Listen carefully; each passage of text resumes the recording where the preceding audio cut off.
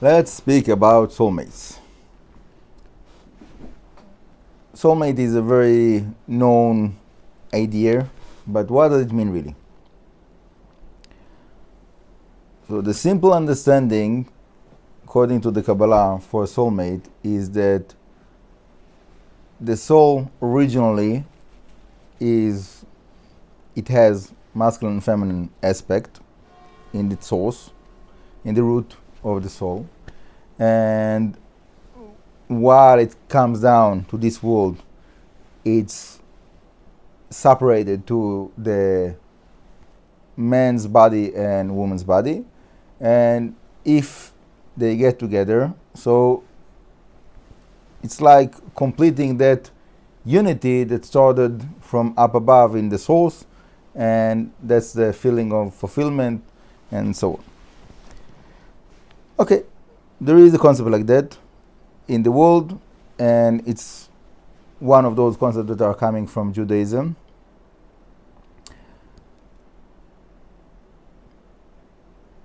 Now,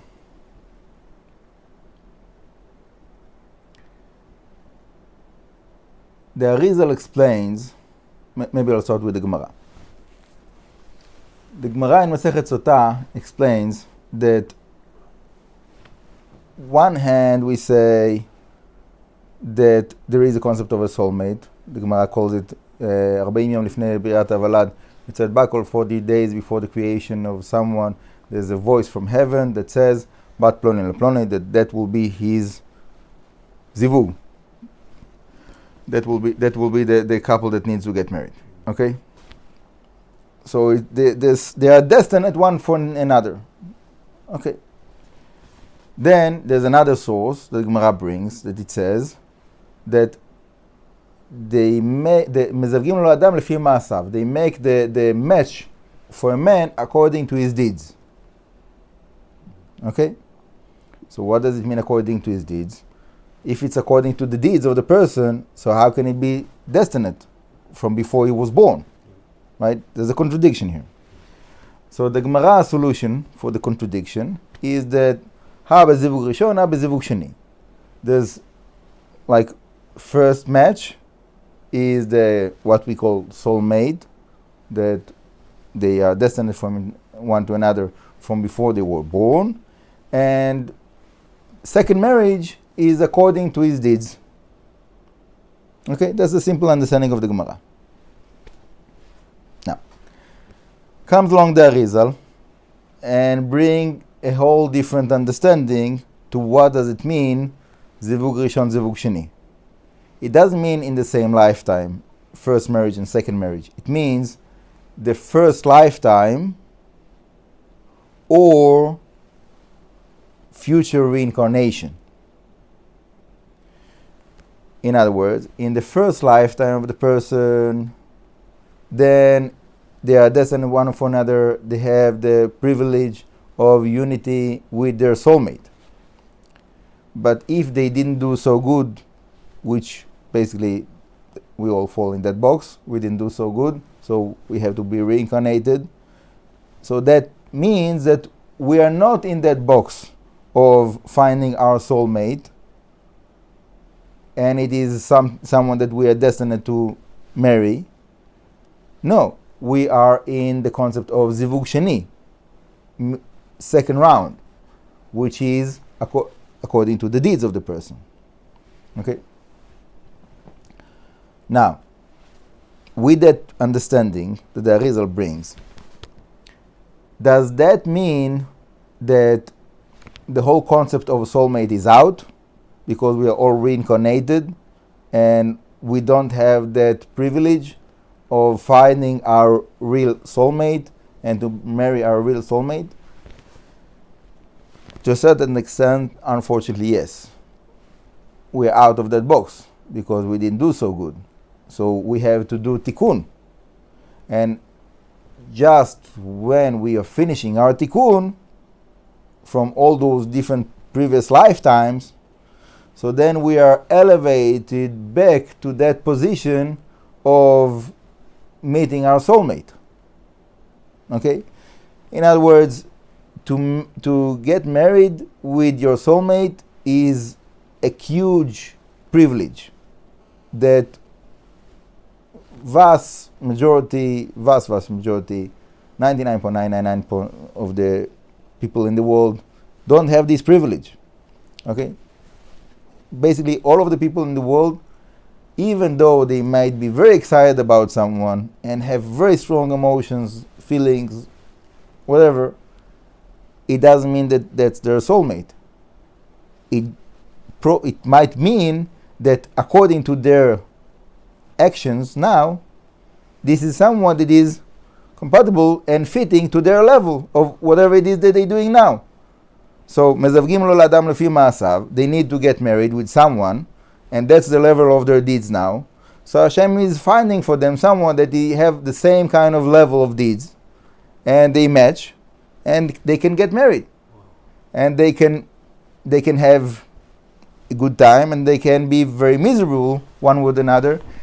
But the point is that somehow it should take them one step closer to their tikkun, to meet with their real soulmate. Wow. Okay? So when a couple got married and they didn't get along and they get divorced, does it mean that they made a mistake? No. They needed to get married, to go through a certain process, to go through a certain tikkun, finish the tikkun, fine. They can get divorced and move on to another life, another round. I'm not recommending anyone to divorce. I'm not trying to promote divorce. Yeah, I'm just saying that this is like that doesn't mean that there was a mistake. Right. Hashem doesn't do mistakes. Right. Whenever a couple are getting married, there's a reason for that. It can be a punishment, but there's a reason for that.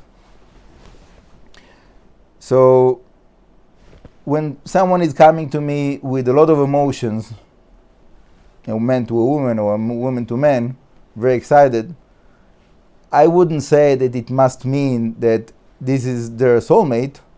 It means that right now there is some connection in their soul. Fine. And it might be that they need to go through a process together, and it might mean that even they need to get married one with another, but it's not necessarily. Yeah.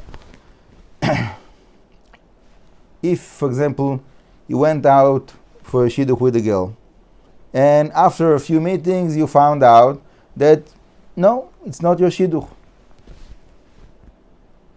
It was not a mistake.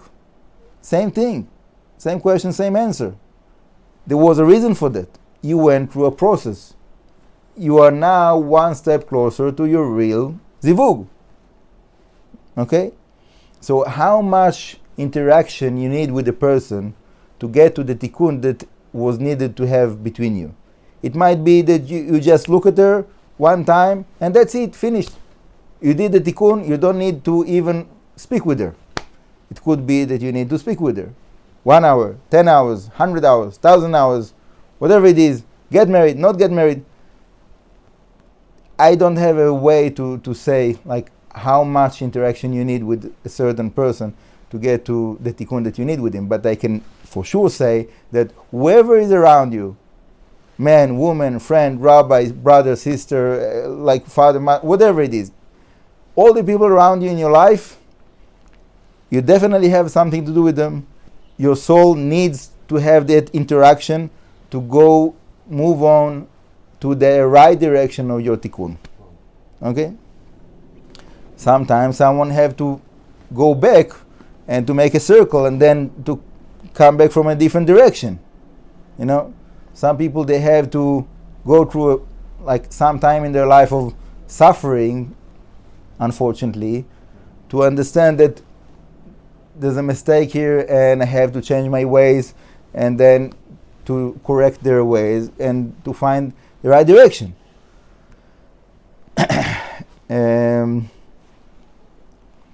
It's hard. Mm-hmm. But, you know, unfortunately,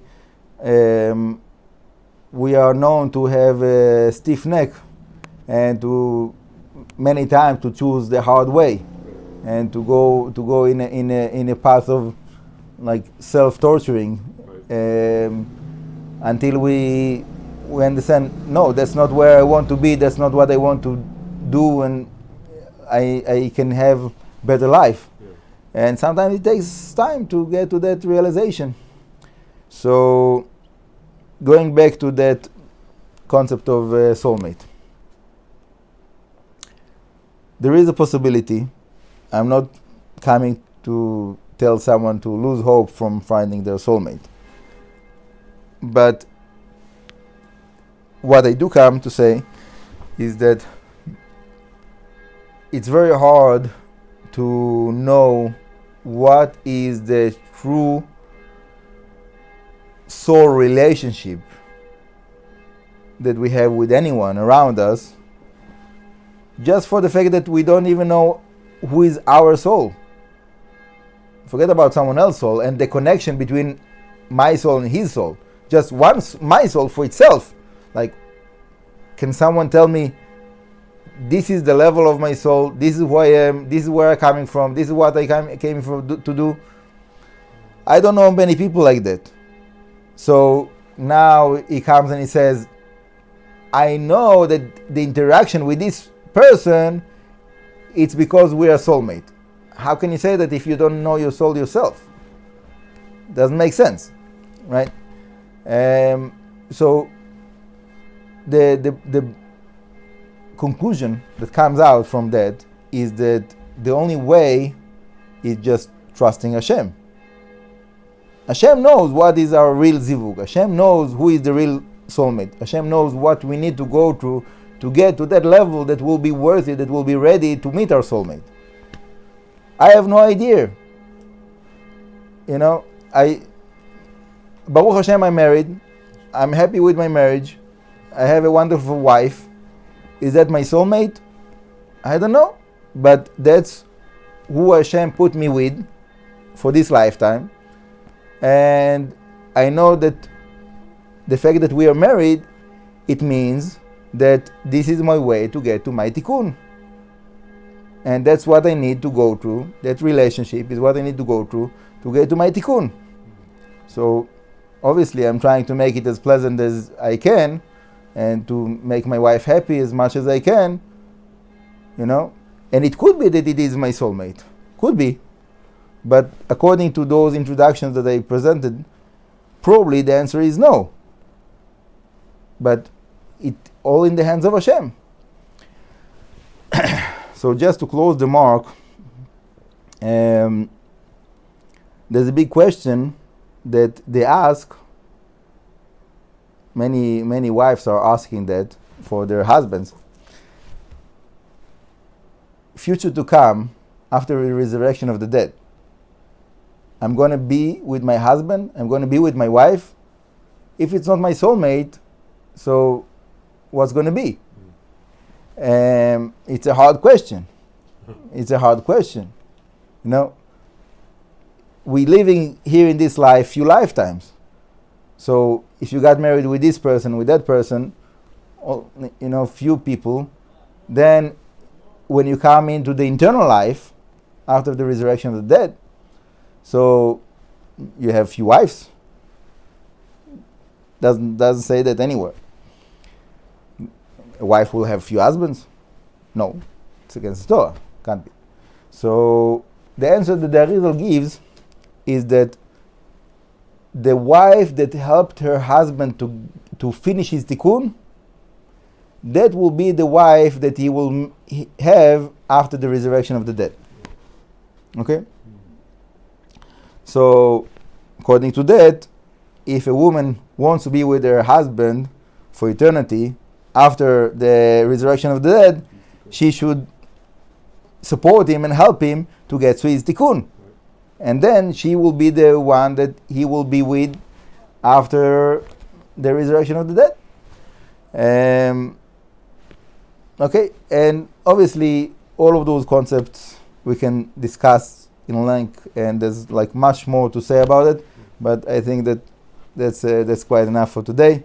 Baruch Adonai Le'olam, Amen v'Amen.